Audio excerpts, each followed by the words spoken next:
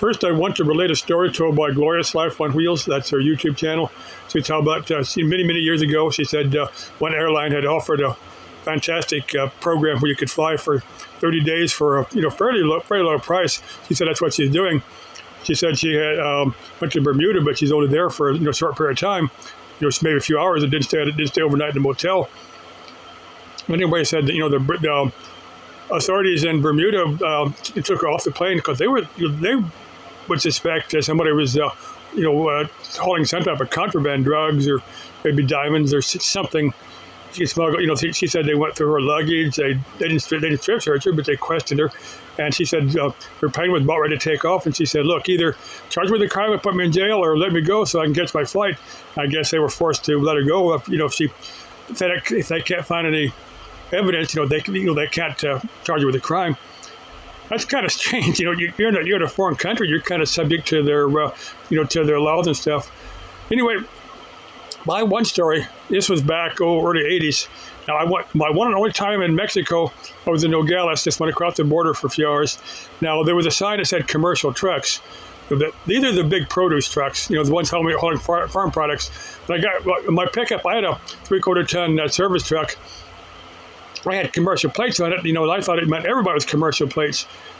And I got in that line after about 2 or 3 minutes. I realized I was on the wrong line. I turned around, and this one Federale, he had like 238 strapped to him.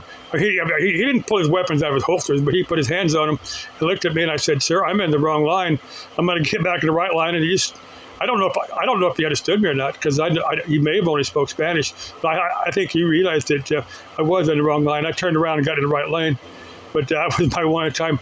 I didn't realize that having any type of gun in Mexico can get you in serious trouble.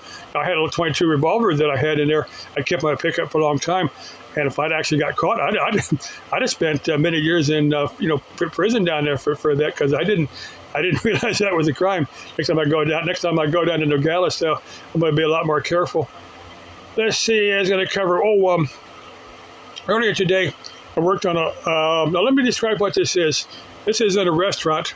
Now, they have these little this is what I call a prep reach-in. Now, let me describe them. There's probably a better name for them. The manufacturers probably call them something else, but I call them prep reach-ins. They got a bottom part, like some are 2 or some are 3 door. But they got a piece on top that has it's all stainless steel with a cutting board on them. They've got a stainless steel upper top that hinges. You can put cold, food you want to keep cold.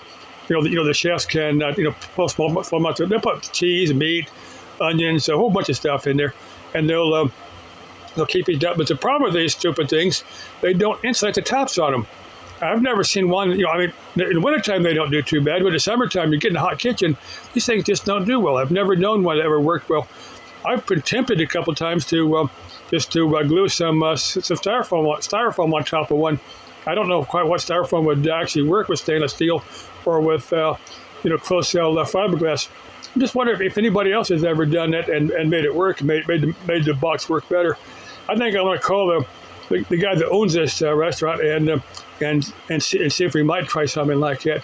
I might just try one of them with some styrofoam, or let him get it and let him try it and see how well it works. Okay, bye-bye. For Sam. Okay, her last reported position was over the eastern United States at about 120,000 feet on a compass heading of 095 degrees, going about Mach 10. That's all I know. Bye-bye.